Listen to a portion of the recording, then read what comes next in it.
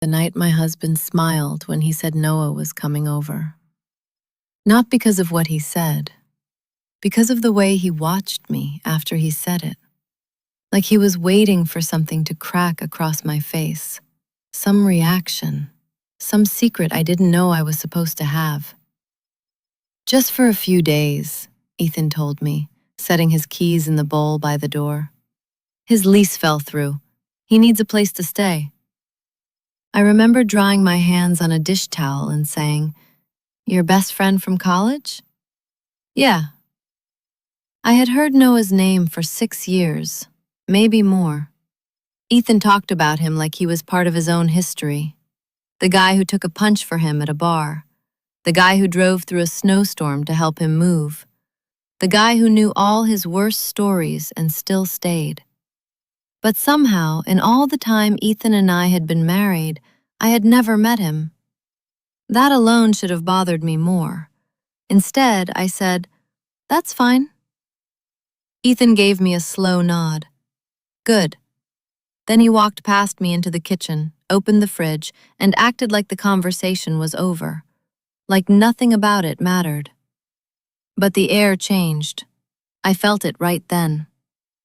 Our house wasn't big, a narrow 2-story rental on a quiet street outside Hartford. Thin walls, old wood floors that creaked in the same places every night. A place that always felt a little too small for arguments and a little too quiet for secrets. Ethan and I had been living in that silence for months. Not fighting exactly, just drifting, missing each other in little ways. He worked late. I stopped asking if he'd be home for dinner. He slept facing the wall more often than he slept facing me. And when I asked if something was wrong, he always said the same thing. "I'm just tired, Lily." Tired became his answer for everything. Why he forgot my birthday dinner reservation. Why he stopped touching me absent-mindedly when he passed. Why his phone was always face down. Why I felt lonelier sitting beside my husband than I ever had alone. 2 nights later, Noah arrived. It was raining hard enough to blur the porch light into a pale yellow stain on the front steps. Ethan was still at work, which annoyed me more than it should have. He had texted me 15 minutes earlier. "Running late. Noah knows the address." That was it. So when the knock came, I opened the door by myself. And for a second, I forgot how to speak. He stood there soaked through in a dark jacket, one duffel bag hanging from his shoulder, rain dripping from his hair onto the welcome mat. He was taller than I expected, broader, late 30s maybe, tired eyes, sharp jaw, the kind of face that looked calm even when it probably wasn't. But that wasn't what hit me. It was the expression on his face, because the moment he saw me, he stopped breathing. Actually stopped. His hand tightened around the strap of his bag.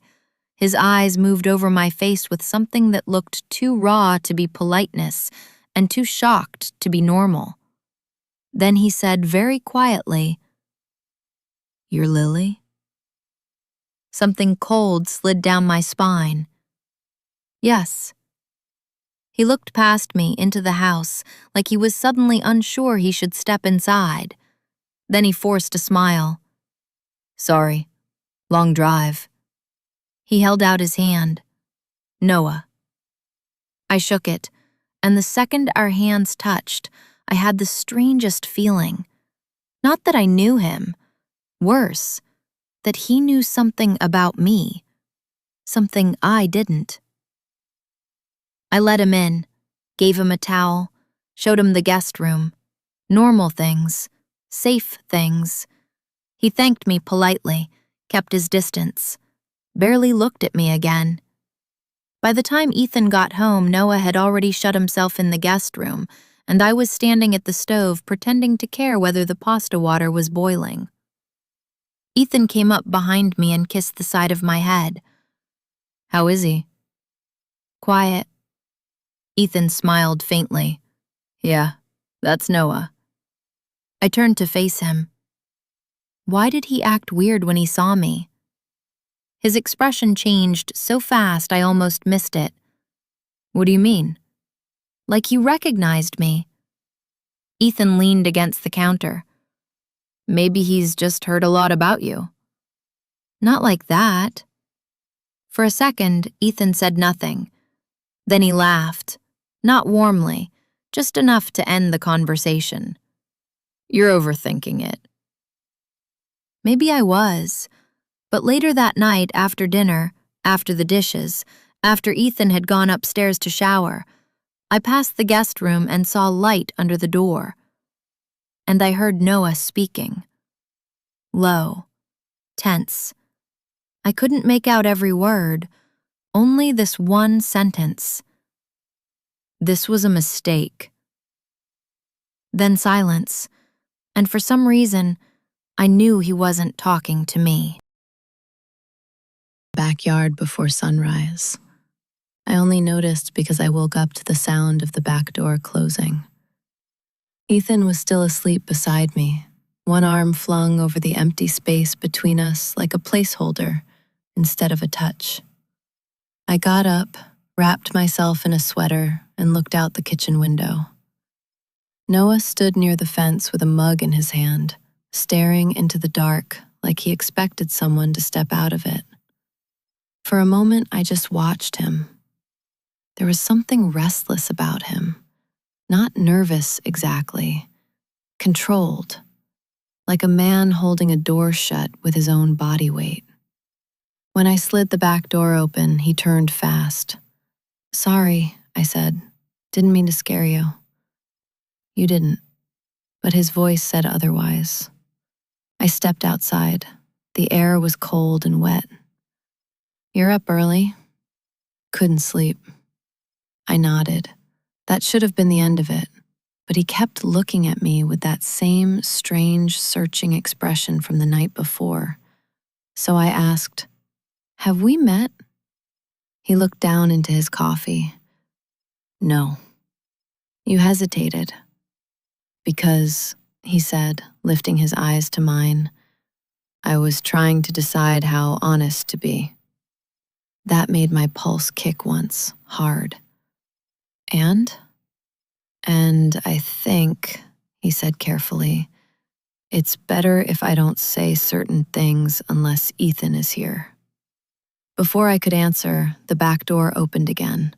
Ethan stepped out, hair messy, half awake, and when he saw the two of us standing there, something passed over his face.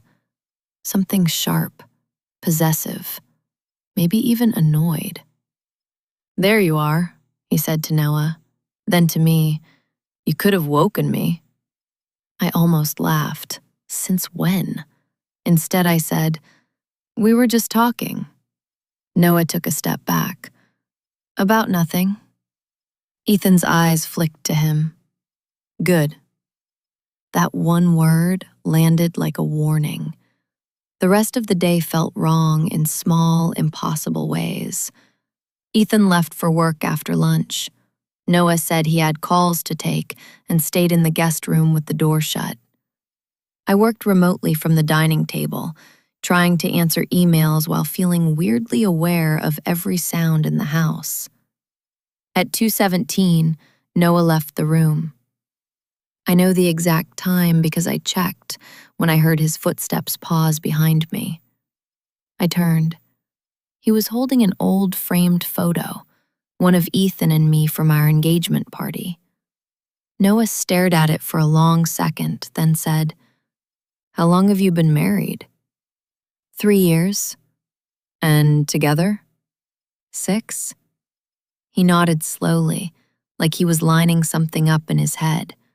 Then he asked, Did Ethan ever tell you much about his life before New Haven?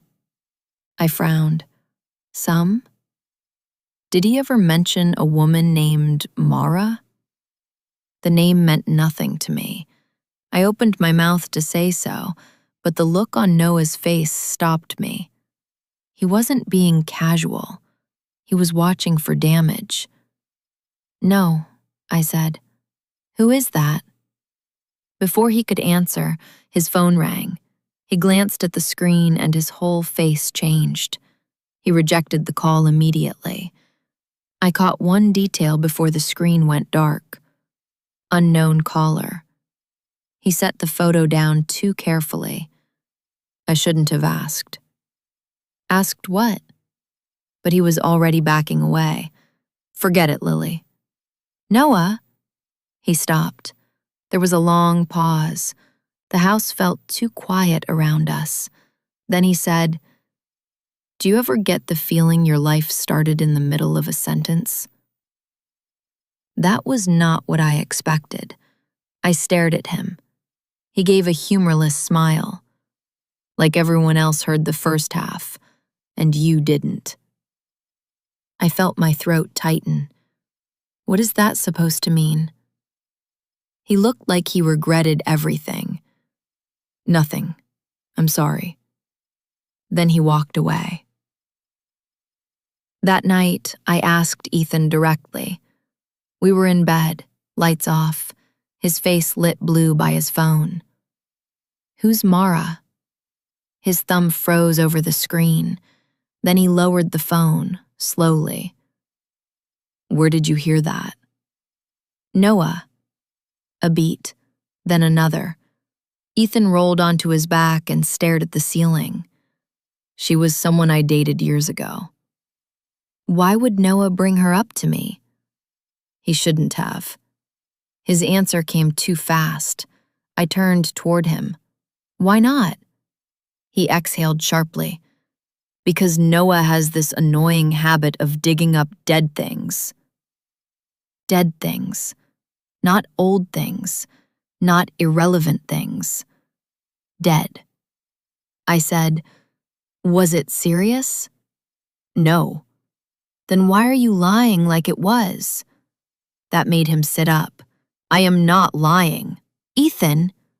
He looked at me in the dark, and for the first time in our marriage, I felt something close to fear. Not because he raised his voice. Because he didn't. Drop it, Lily. And I did. At least out loud. But around midnight, Ethan finally fell asleep, and at 12:43, his phone lit up on the nightstand. A message preview flashed across the screen. From Noah. She doesn't remember, does she? I stopped breathing. Then, before the screen went dark, another message appeared, from Ethan. No, and you're not telling her. I lay still beside Ethan, my body locked in place, my mind turning those two texts over and over until they stopped feeling like words and started feeling like a trap. She doesn't remember. Remember what? And why were they talking about me like I wasn't a person, but a problem? At 6 a.m, Ethan left for an early meeting, or at least that's what he said while knotting his tie in the mirror. He didn't kiss me goodbye. He didn't notice I'd barely spoken. The second his car pulled away, I got up and went downstairs. Noah was already in the kitchen, like he knew I was coming. He stood at the counter pouring coffee. No surprise on his face. No fake politeness either. Just resignation. You saw the messages, he said. It wasn't a question. I crossed my arms, partly because I was cold, mostly because I needed something to hold myself together. Tell me what I don't remember. He closed his eyes for a second. When he opened them again, he said, I was hoping I'd have more time. Time for what? To figure out whether telling you would make things better or worse. My laugh came out brittle. That usually means worse. He set the mug down. Lily, did Ethan ever tell you how you met? I blinked. At a friend's party. That's what he told you? Yes. He gave a small nod, like he expected that answer.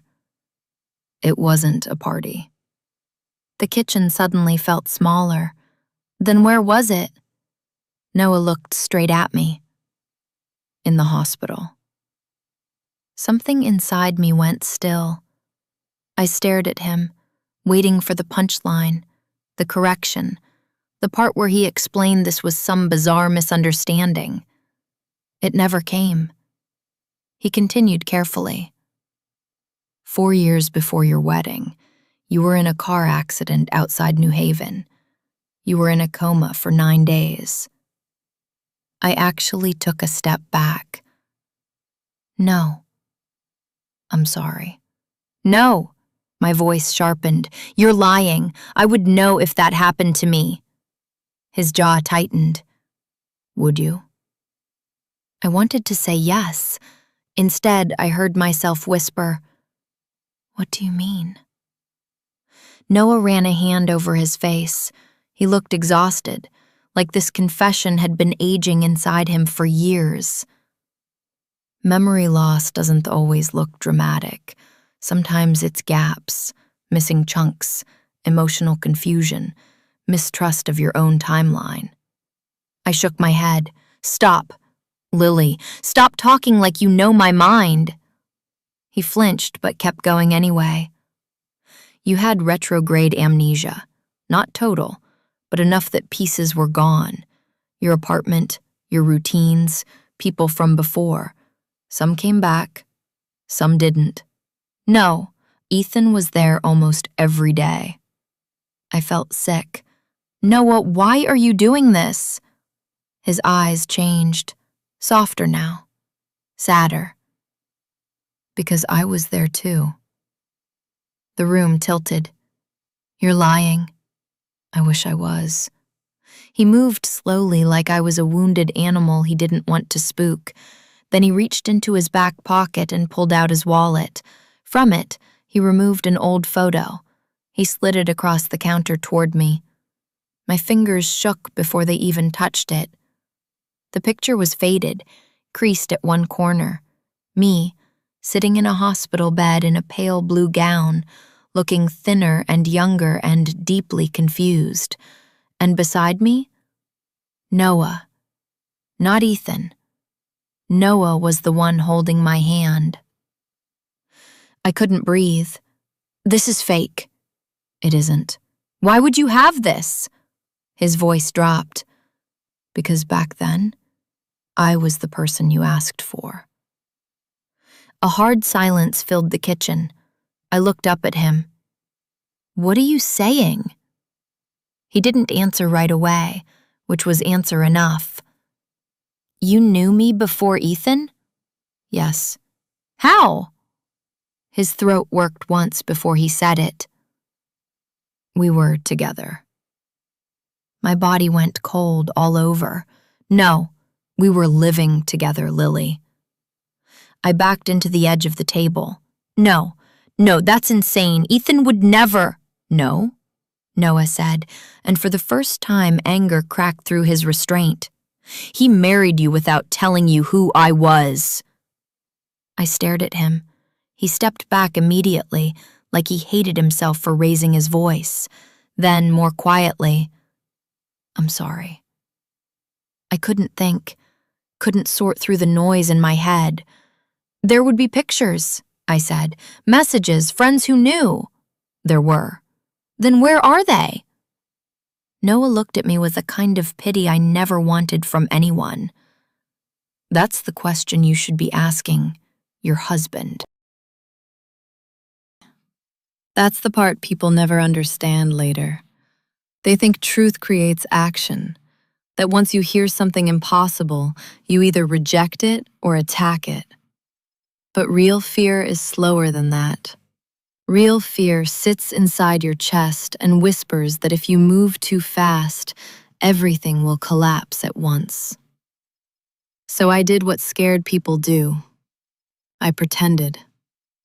When Ethan came home that night, I kissed him on the cheek, asked about his day, served dinner, smiled at the right moments while my hands shook under the table. Noah barely spoke, and Ethan kept glancing between us like he was reading a conversation that hadn't happened yet. After dinner, Ethan went upstairs to shower. Noah stood by the sink drying the last plate, And without looking at me, he murmured, "Don't confront him unless you have a plan." That made my blood run colder.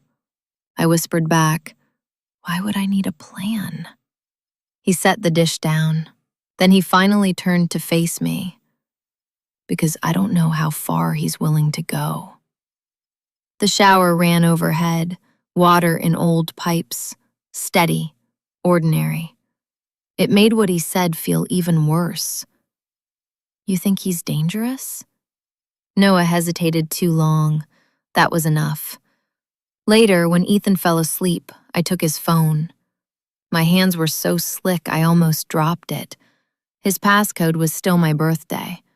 That nearly made me cry. Inside his messages, most of the conversation with Noah was gone, deleted. But Ethan had missed a few older threads, buried months back. At first they seemed harmless: logistics, work complaints, jokes I didn't understand. Then I found a message from almost a year earlier. From Noah. "You should tell her before someone else does." From Ethan. "There is no reason to destroy her life for something she can't change." Another one, 3 months later. From Noah. "It wasn't your choice." From Ethan. "It became my choice when she chose me." My stomach twisted. I went into his email next, searched random things, old names, hospital, accident. Nothing. Too clean. That was its own answer. Then I opened a folder app I had never seen before, hidden behind a notes icon. Inside were scanned documents, medical forms, insurance records, my name, my maiden name, and one phrase I read 3 times because my mind refused to accept it. Post-traumatic memory impairment. Recommend limited exposure to destabilizing pre-incident stimuli. Pre-incident stimuli. People, places, history. My entire body started shaking. I kept scrolling. There were discharge notes, medication lists, follow-up recommendations, and then one line tucked in a physician summary. Patient demonstrates agitation when former partner is referenced. Former partner. Noah. I clamped a hand over my mouth. It wasn't just that Ethan had hidden the past. He had documented it, studied it, organized it, like my memory wasn't a wound, like it was a condition to manage. A floorboard creaked behind me. I turned so fast my neck hurt. Ethan stood in the bedroom doorway, hair damp from the shower, wearing an old gray t-shirt. He looked at the phone in my hand, then at me. For a moment, neither of us moved. Then he said, very softly, "You should have just asked." I slid off the bed so quickly I almost stumbled. "You lied to me." He stepped inside and closed the door behind him. Not slammed. Closed. Controlled. "That depends what you think a lie is." I stared at him. "You let me marry you." He looked tired, not guilty, just tired. "You loved me." I didn't know. "You knew enough?" The room spun. "Noah told me everything." At that, something hard entered his face. "Did he?" "Yes." A humorless smile touched his mouth. "Then he told you his version." I backed away until my calves hit the dresser. "There is a hospital photo of me with him." "I know." "You knew?" "I took it." That landed like a slap. He kept speaking. "You were confused, attached to whoever felt familiar. Trauma does that." "You mean the man I was with?" He ignored that. "When you woke up, you didn't remember whole pieces of your life. You were frightened all the time. Noah made it worse." "How?" "He kept pushing you. forcing memories, demanding you become who you were before. Ethan's eyes locked on mine. I was the one who stayed when it got ugly. The certainty in his voice was terrifying because part of me wanted to believe it. That was the worst part. I whispered, "Why didn't you tell me after?" "Because by then," he said, "you were finally happy." I laughed once. It sounded broken. "Happy?" "You smiled again. You slept. You stopped crying in bathrooms. You stopped waking up screaming because you didn't know your own life." He stepped closer. "I gave you peace, Lily." My throat burned. "You stole my choice." His expression shifted, just slightly, enough to show the steel underneath. "Protecting you from things that would destroy you," he said. "I would do it again." I don't remember crossing the room. I only remember the need to get past him. But Ethan moved faster, not violently, not with enough force to leave a bruise anyone could point to later. He just caught my wrist. Firm. Final. "Let go." "Not until you calm down." "You are the reason I'm not calm." His grip tightened. "Lower your voice." That scared me more than if he'd shouted, because the man standing in front of me was not angry in a normal way. He was focused, careful, like someone trying to keep a delicate thing from breaking, even if he had to press too hard to do it. I pulled free. "Did you love me? Or did you love the version of me that forgot someone else?" He looked wounded for half a second. Then it vanished. "I loved the woman who chose to stay." "That wasn't a choice."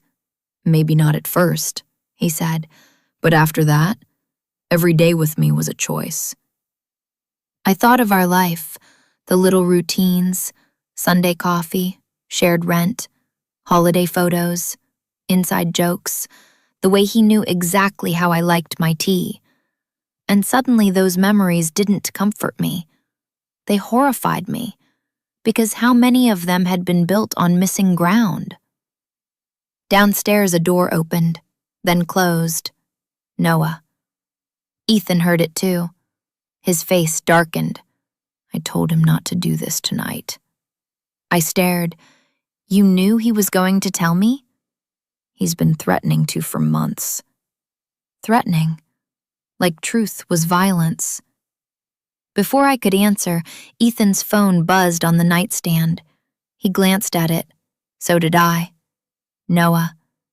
Ethan didn't pick it up. Instead, he said, "You want the full story? Fine. You weren't happy with him." I looked at him sharply. "He left you alone for days at a time. He had a temper. He pushed when your doctors said not to. He cared more about getting you back than asking who you were becoming." "That's not your decision." "No, Lily," Ethan snapped, voice finally rising. "But someone had to make one because you were drowning." Silence hit the room hard after that. My heart pounded so loud I could hear it. Then Ethan straightened his shirt, like he'd crossed a line and wanted to step back over it. "Get some sleep," he said. "Tomorrow we can talk rationally." He turned toward the door. I said the first thing that came into my mind. "Did Mara exist?" He stopped. Slowly he looked back, and for the first time all night, he seemed genuinely surprised. "What?" "The woman Noah mentioned, Mara. Was she real?" A long pause. Then Ethan said, "Yes." "Who was she?"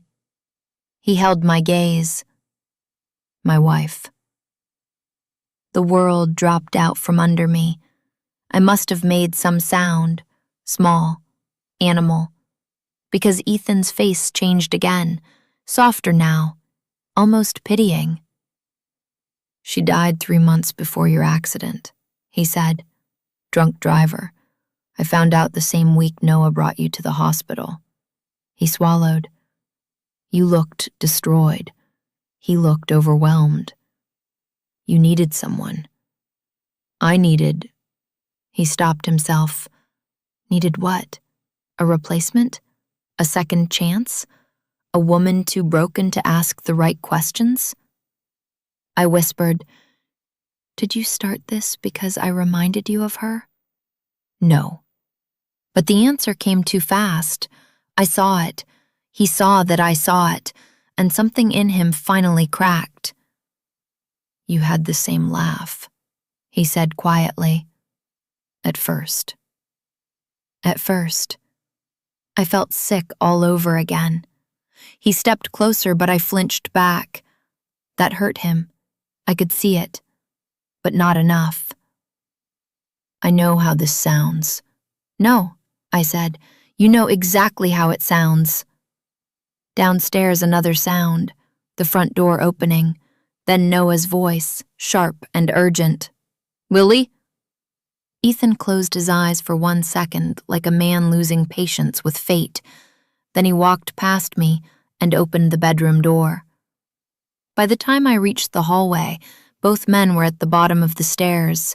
Noah looked up at me, then at Ethan. "There's a car outside," he said. Every nerve in my body lit up. "What car?" Noah didn't answer me. His eyes stayed on Ethan. "Did you tell her everything?" Ethan's face went cold. "Not yet." Headlights washed across the front windows, then stopped. Noah swore under his breath. I gripped the banister. "Who is that?" Noah looked at me, and the fear on his face was real. "That," he said, "is the reason I came back." The house held still around us. Old wood, refrigerator hum, rain tapping lightly against the windows again. Then someone knocked. 3 slow hits against the front door.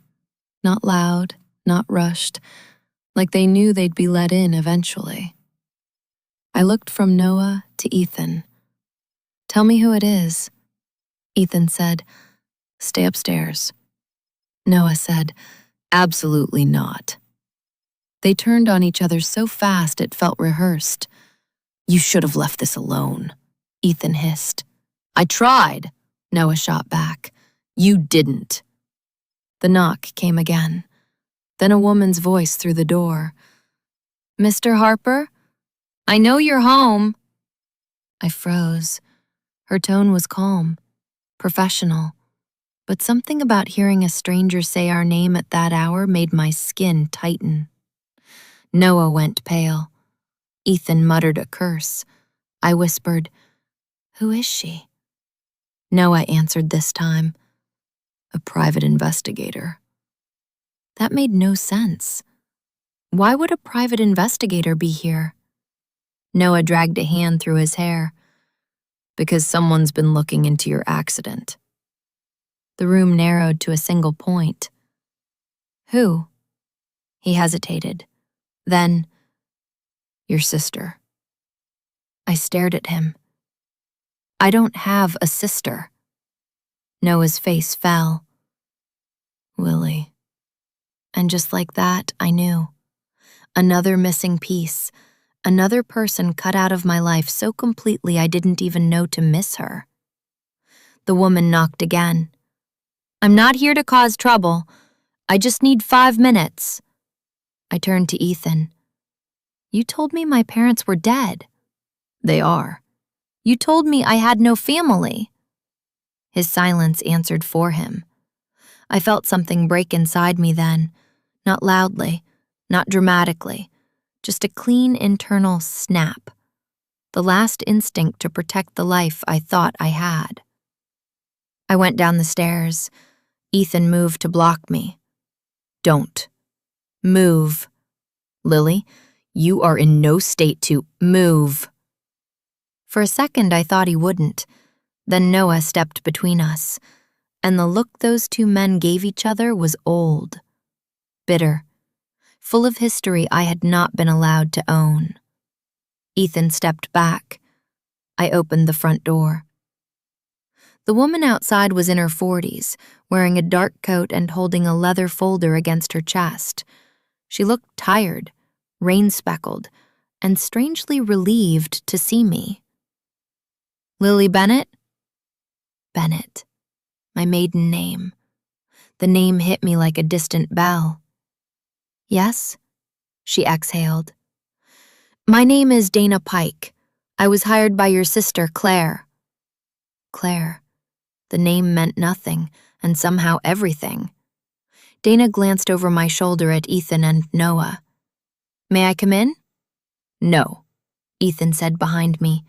Yes, I said at the same time. Dana stepped inside. The smell of rain followed her. She took in the room quickly, the tension, the men, me standing barefoot in the entryway like I'd been pushed out of a dream. Then she opened the folder. I'm sorry to do this all at once, she said, but I've been trying to reach you for 6 months.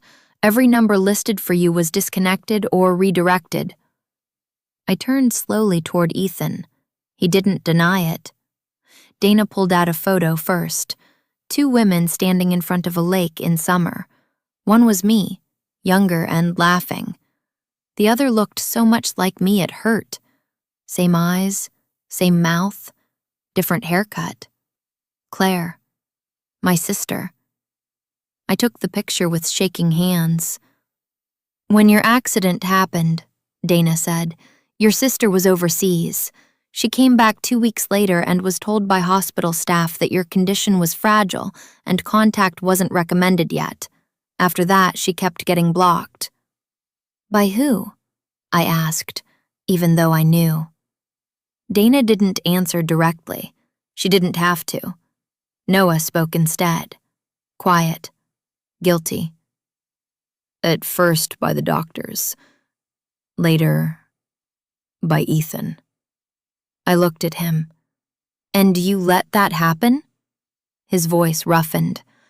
I thought he was helping. Dana reached deeper into the folder. There's more. Of course there was. She laid a police report on the table, then another, then a grainy printed still from a traffic camera. A black SUV, crushed front end. My breath caught. Dana said, your accident was never fully resolved. It was ruled inconclusive, but Claire believed someone had been following you before the crash. I lifted my eyes. Why? Dana's expression changed because she knew this was the part that mattered, because she knew this was the part no one had told me. Because 3 days before the accident, she said, you filed a statement saying you were afraid of your boyfriend. And then she looked at Noah. I know I didn't. The room went so silent it felt sealed shut. I turned to him slowly, the police report still trembling in my hand. What did she just say? Noah looked wrecked, truly wrecked. Whatever control he'd been holding on to since the moment he arrived, it was gone now. Lily. No! My voice cracked like glass. Tell me. Dana spoke softly, like she hated being the one to force it open.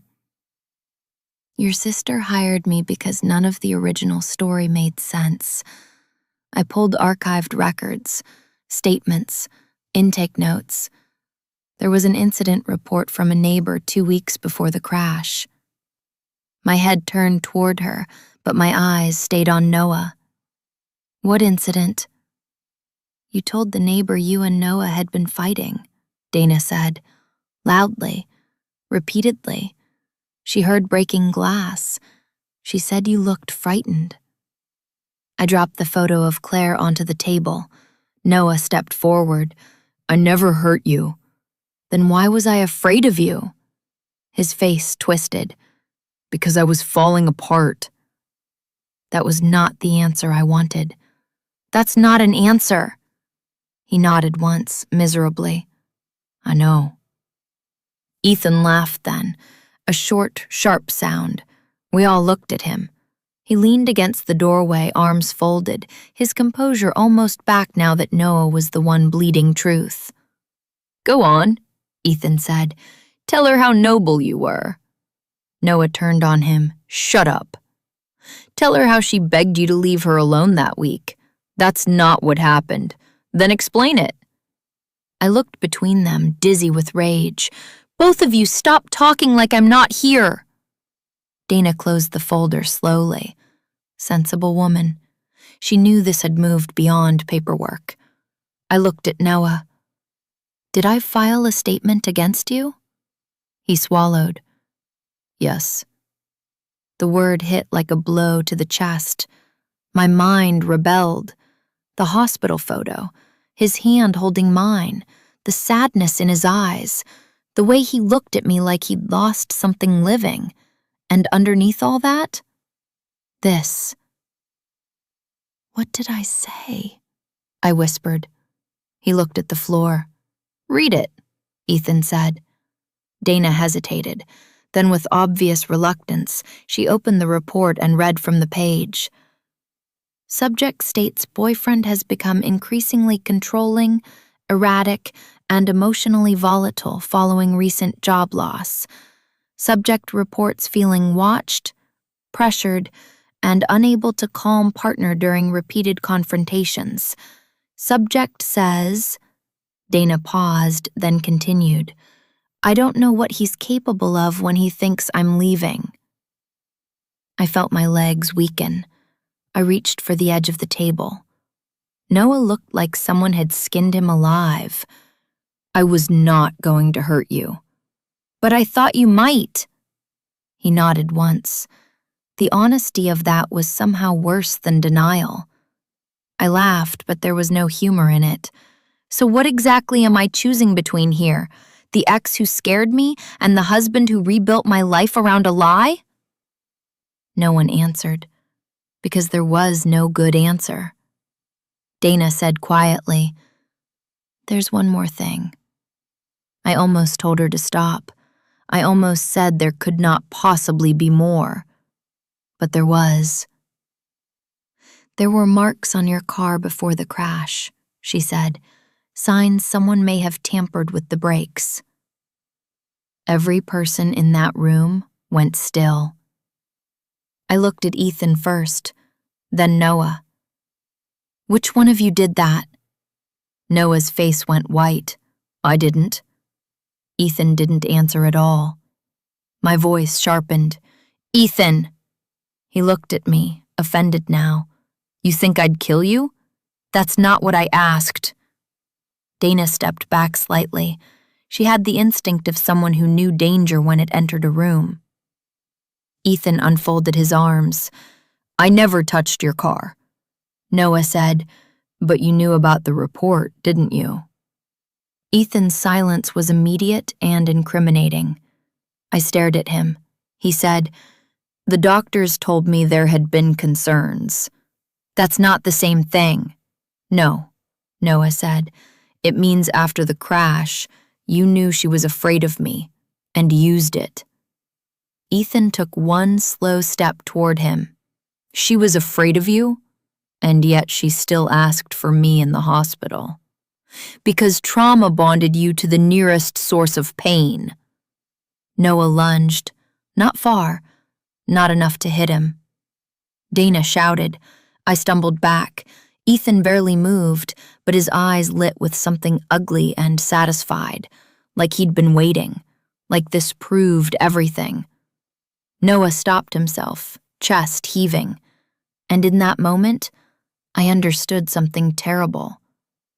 I didn't know which man was more dangerous, the one who lost control, or the one who never did.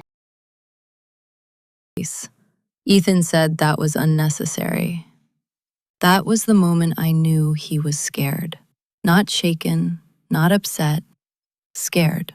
Because innocent people don't call the police unnecessary when old accident files, hidden family, erased records, and two men with conflicting histories are standing in one room at midnight. I pulled out my phone. Ethan's voice turned soft. Lily, think carefully. I looked at him, really looked, at the man I had shared a bed with, trusted with my body, my future, my blank places, and I finally saw what had been there all along. Not love, control disguised as care. I am, I said. When I dialed, Ethan moved, fast. He knocked the phone from my hand. It hit the hardwood and skidded under the entry table. Dana gasped. Noah stepped forward. And Ethan said the most chilling thing I have ever heard in my life. I kept you alive. Not safe. Alive. Noah hit him then, a hard right hook that sent Ethan into the coat rack. Wood cracked, umbrellas clattered to the floor. Dana shouted again and backed against the wall. I should tell you I screamed. I didn't. I was beyond screaming. The two men crashed into the living room. Ethan recovered faster than I expected and drove Noah into the edge of the coffee table. Glass shattered. Noah grunted. Ethan went for his throat. Not a shove, not a fight born from emotion, a choke. That's what made me move. I grabbed the heavy brass lamp from the side table with both hands and swung it at Ethan's shoulder. He cried out and let go. Noah sucked in air and rolled away. Ethan turned toward me, stunned. I held the lamp between us, shaking so hard I could barely stand. Don't, I said. He stared at me like he didn't recognize the person holding it. Then his expression changed. Not rage, grief, or something close to it. You were supposed to be past all this, he said. Past all this. As if my life had been a mess he cleaned up, as if truth was a relapse. Sirens sounded in the distance. Dana must have called from her phone. Ethan heard them too. He looked at the shattered room, at Noah on the floor coughing, at me clutching the lamp with tears streaming down my face. Then he laughed once under his breath. I should have known he'd ruin it. Noah pushed himself up. You ruined it. Ethan wiped blood from his mouth and looked at me one last time. You think getting your memory back will save you? He said. You don't even know what you were running from. Then he bolted for the back door. Noah went after him, but by the time he got outside, Ethan was already gone into the rain. The police came. Statements were taken. Dana stayed. Noah sat on the porch with a paramedic pressing gauze to his eyebrow while I answered questions I didn't know how to answer. Who did what? When? Had Ethan threatened me before? Did I feel safe? I remember laughing at that last one. Safe. Around dawn, after the house emptied and the police left an officer parked outside, I found Noah in the backyard, standing where I had first seen him that morning, days earlier. Or maybe years earlier. My sense of time felt ruined. He looked at me and said, You don't owe me forgiveness. No, I said. I don't. Rainwater dripped from the fence between us. I loved you, he said, but I was not good for you then. The honesty hurt because I believed it. Did you tamper with the car? His answer came instantly. No. I studied his face, then asked the question that mattered more. Do you know who did? He hesitated, just for a second. That was enough to chill me. Tell me. Noah's eyes moved toward the dark tree line beyond the yard, then back to me. I think, he said slowly, you were never the target. My breath caught. What? He looked toward the house, toward the empty room where Ethan had built a marriage out of my missing past. 3 days before the crash, Noah said, you told me you were going to expose someone. Who? His voice dropped. Ethan. Memory came back. Not like in movies. Not sharp, not complete, just a flash. A parking garage. Concrete pillars, my own heartbeat too loud in my ears. Ethan standing in front of me in a dark coat, not as my husband, but as Noah's friend, barely an acquaintance, a man I knew only through borrowed stories and second-hand trust, and me saying, I heard her voicemail. His face draining of color. Then the memory was gone. I gripped the porch railing so hard my knuckles whitened. Noah saw it immediately. What? I stared past him. A voicemail. His expression changed. Mara, he said. The name landed with sudden weight. I turned to him. She left one? He nodded slowly. For you. Another flash. My old apartment kitchen.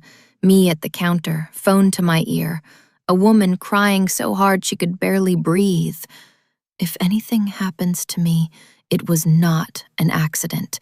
Ethan said he'd rather watch me die than leave him. I bent forward, pressing a hand to my mouth. Noah caught my elbow. Lily? I jerked away on instinct, not because it was him, because everything hurt. Oh my God. Mara hadn't died in a random drunk driving crash. Or maybe she had, but she had been afraid first, just like me. The police came back that afternoon, not because they found Ethan, because someone had found his car, abandoned less than 5 miles away, near the river. No Ethan inside, but in the trunk, they found a storage box. Inside it were copies of my medical records, photos of Mara, printed emails, insurance papers, and one old digital recorder. The officer didn't play it for me there, not at the house, but later at the station. They asked if I wanted to hear a portion. I said yes. I almost wish I hadn't. The recording was dated 11 days before my accident. My voice came first, tense, angry. I was talking fast, saying I knew what he had done, saying I had listened to Mara's message and made copies, saying if anything happened to me, other people would know. Then Ethan's voice, calm, terrifyingly calm. You don't understand how unstable she was. A pause, then my voice again. Stay away from me. Then movement, a sharp sound, a struggle maybe, hard to tell. Then Ethan, closer this time. You should have let the past stay buried. The recording cut there. They still haven't found him. That was 8 months ago. I moved to another state, changed my number, started therapy with a woman who says memory sometimes returns like weather, uninvited, impossible to schedule. She was right. I remember more now. Not everything. Enough. Enough to know Noah and I were real. Enough to know we were also broken long before Ethan entered the cracks. Enough to know fear and love can live in the same room and ruin each other. Noah and I talk sometimes. Not often. There are too many ghosts in the line. As for Claire, my sister, we're learning each other slowly. She keeps sending me photos from before, tiny pieces of a life I'm still trying to believe was mine. Last week, she mailed me a box from storage. Inside were journals, old receipts, a necklace I hadn't seen in years, and one envelope with no stamp, no return address, just my name in handwriting I recognized immediately. Ethan's. My hands shook before I even opened it. Inside was a single note. No apology, no explanation, just one sentence. When you remember the rest, you'll understand why I had to protect you from what you did. I read it 3 times. Then I turned the envelope over. Something small slipped out and landed in my palm. A key, not a house key, smaller, metal, numbered. Storage unit maybe, safety deposit box, or something worse. I haven't used it yet, but sometimes, late at night, I sit in the dark and turn that key between my fingers and wonder which truth is more dangerous, The one Ethan buried, or the one he thinks I buried myself? And the worst part? A small, sick part of me still remembers the sound of his voice when he said he kept me alive. Like maybe he believed it. Like maybe monsters always do. If I ever open what that key belongs to, I have a feeling I won't just find the rest of my memory. I'll find out which version of my life was the lie, and which one was the warning.